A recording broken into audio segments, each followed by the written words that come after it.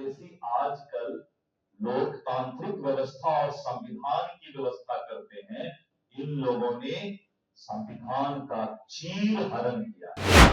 उनका अधिकार क्षेत्र था, केंद्र सरकार का यह अधिकार क्षेत्र था कि किसी भी चुने हुए सरकार की अगर गलतियां हैं तो उसको सरकार को सत्ता से हटाया जाए। ये कांग्रेस का पाप 50 बार आपातकाल इस देश में लगाया इंदिरा गांधी जी और उनके समय।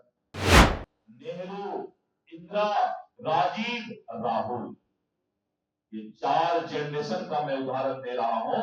इसको राजतंत्र नहीं कहेंगे तो लोकतंत्र का क्या परिभाषा होता है? ऐसे पतन नहीं होता है।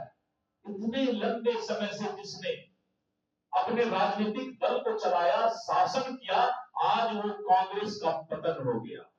संविधान की किताब लेकर इसलिए घूम रहे हैं कि सत्ता की बेचैनी इनको है।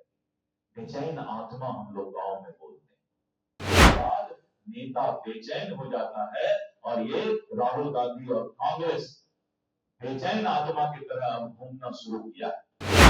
आजकल राहुल गांधी को झूठ का संग फूंकने का बहुत नशा चढ़ गया है।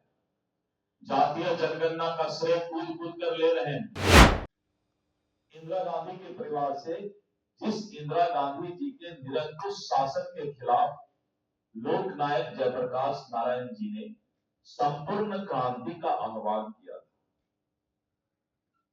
और जब दुनिया और भारतवासी इस बात को याद करेंगे तब ये बात हमें पता चलता है कि आज जो कांग्रेस के नेता लोकतंत्र की बात करते हैं, इनको चुल्लू भर पानी में डूबकर मर जाना चाहिए। अगर थोड़ा भी इन कांग्रेसियों में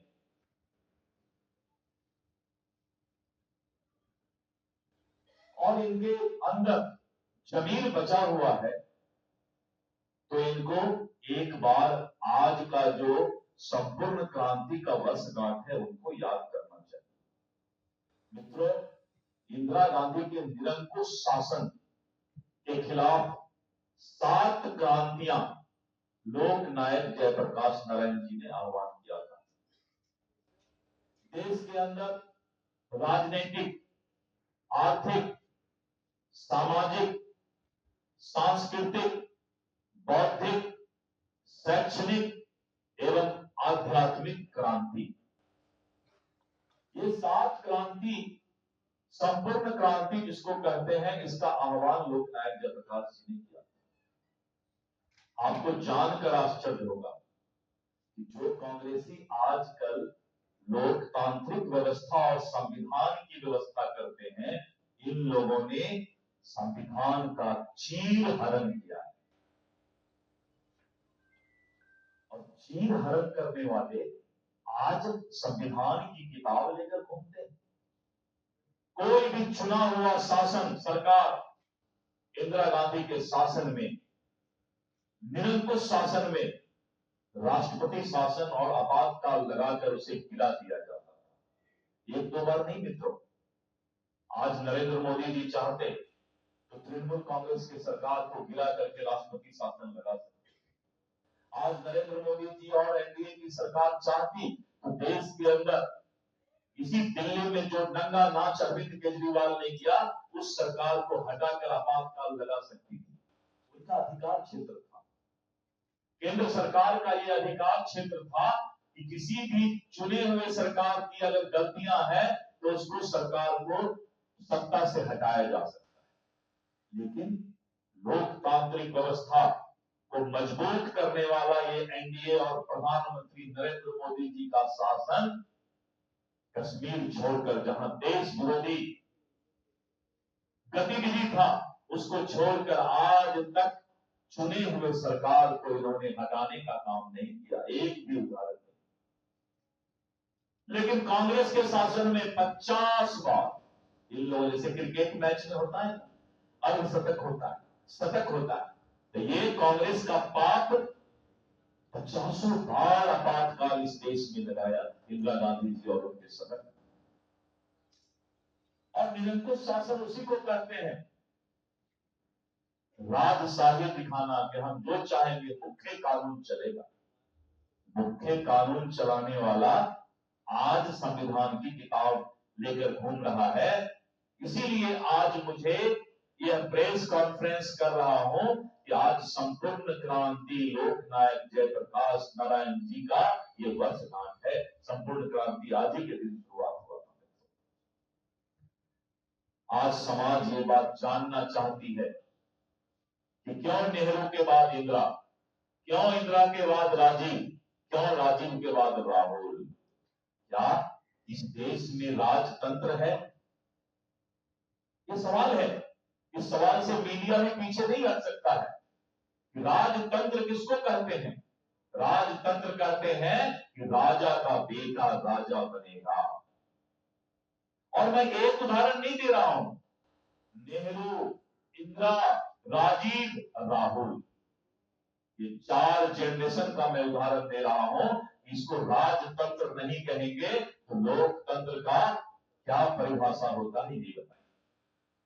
और अगर मैं गलत बोल रहा हूं तो ये सवाल आप करें हमसे कि राजतंत्र का क्या परिभाषा हो सकता है कि राजा का बेटा जिस दिन जन्म लेगा उसी दिन वो पक्का हो जाएगा कि इसी को आने वाले समय में राजा बनना है। लेकिन हिंदुस्तान की जनता जाग चुकी है और यही कारण है कि 125 वर्ष का कांग्रेस का पतन हो गया। ऐसे पतन नहीं होता है। इतने लंबे समय से जिसने अपने राजनीतिक दल को चलाया, शासन किया, आज वो कांग्रेस का पतन हो गया। और जो बचा खुचा है वो राहुल गांधी उस नाव को डुबाने का पूरा कसम खा ली है। इसलिए मित्रों, आप जानते कि अगर हम इतिहास को याद करें, जो आज पिछड़ा जातीय गणना दलित समाज के पुरोधा बनने का प्रयास कर रहे हैं, क्या कांग्रेस इस बात का जवाब दे सकती है कि पिछड़ा वर्ग को आरक्षण देने के लिए 1953 में बनी काका कालेलकर आयोग के रिपोर्ट को 25 साल तक कांग्रेस ने क्यों दबाए रखा? पहला सवाल।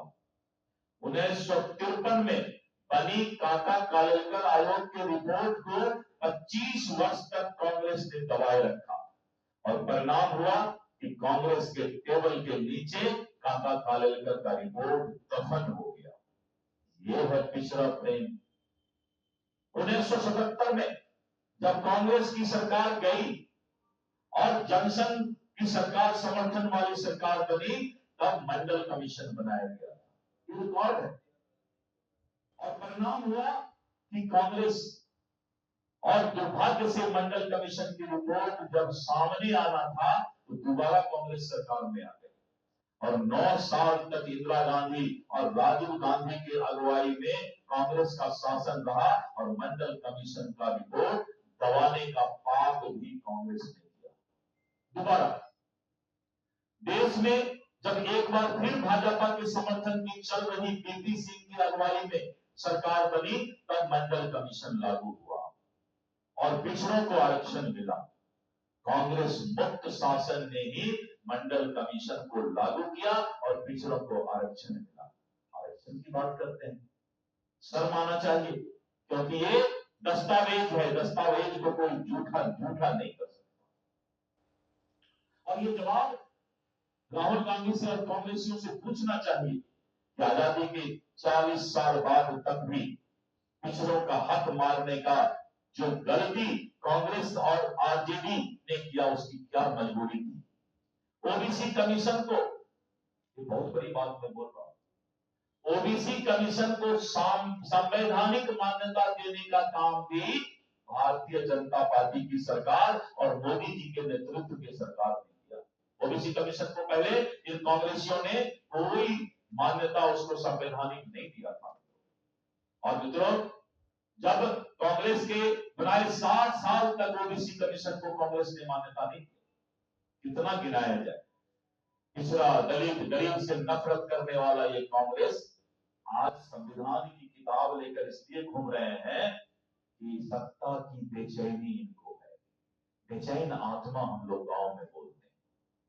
जब सत्ता से कोई हट जाता है तो सत्ता सत्ता से हटने के बाद नेता बेचैन हो जाता है और ये राहुल गांधी और कांग्रेस बेचैन आत्मा की तरह अब घूमना शुरू किया 2004 से 2014 तक। और उसके बाद आरजेडी की सरकार जब शामिल रही तो किसी तरह का ओबीसी की चिंता इन लोगों ने नहीं। और मित्रों, जातीय जनगणना की बात है। आजकल राहुल गांधी को झूठ का संग फूकने का बहुत नशा चढ़ गया है। जातीय जनगणना का श्रेय कूद कूद कर ले रहे हैं। अब भला बताइए, 1947 में देश आजाद हुआ, तब से लेकर 60 साल तक कांग्रेस की सरकार, राहुल गांधी के पिता, दादी, नाना प्रधानमंत्री रहे, क्यों नहीं जातीय जनगणना हुआ था? इन्हीं के परिवार थे। और पिछली जनगणना तो 2011 में हुई, राहुल गांधी संसद में थे, आरजेडी कांग्रेस का समर्थन कर रही थी, जातीय जनगणना की मांग भी उठी थी, लेकिन उन लोगों ने इसे दबाने का काम किया। इसलिए मित्रों, आज जो आरजेडी और कांग्रेस दोनों मिलकर और आरक्षण और संविधान की बात करते हैं, आज मैंने सोचा कि संपूर्ण क्रांति के दिवस पर इनका जो असली चेहरा है, काला चेहरा है, उसको बेनकाब करने का काम करो। मुझे आज इतना ही कहना था। बहुत बहुत धन्यवाद। ऐसा है, आदरणीय लोहिया जी जेपी जी के भी आदर्श थे और ये पूरा दुनिया जानता है कि लोहिया जी समाजवाद के पुरोधा थे। इसलिए लोहिया जी के ही रास्ते और उनको लोकतांत्रिक व्यवस्था को देखते हुए जेपी जी ने आंदोलन में बहुत सारे चीज को एडॉप्ट किया।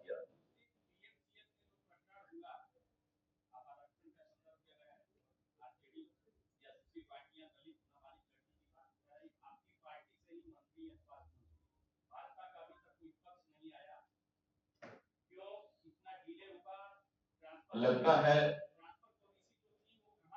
है आपको पता नहीं है, जिस दिन घटना घटी उसी दिन मैंने भाजपा का पक्ष रखा है। अब मैं खुद रखा हूं। अब ट्रांसफर पॉलिसी जो है ये प्रशासनिक व्यवस्था है और प्रशासनिक व्यवस्था में आप जब तक प्राथमिक जांच नहीं कर लेते हैं, चाहे वो 24 घंटा लगे, 48 घंटा लगे, जब तक प्राथमिक जांच नहीं होता है तब तक प्रशासनिक कार्रवाई नहीं होती। और जैसे ही प्राथमिक जांच पूरा हुआ तुरंत कार्रवाई, सरकार ने कार्रवाई में देर नहीं किया और उस कार्रवाई के बारे में हमारे उप मुख्यमंत्री महोदय ने प्रेस को भी सूचना दिया। और आज हमारे उप मुख्यमंत्री श्री विजय सिन्हा जी भी गए हुए हैं, लेकिन तेजस्वी जी, बलात्कार में जाति नहीं होता है। आप एक जाति के यहां जाते हैं और एक जाति के यहां नहीं जाते, इसका भी तो जवाब देना चाहिए। इंसानियत और मानवता जाति से ऊपर होता है। और दो घटना वहीं पर घटा, आप एक घर में जाते हैं और एक घर में नहीं जाते।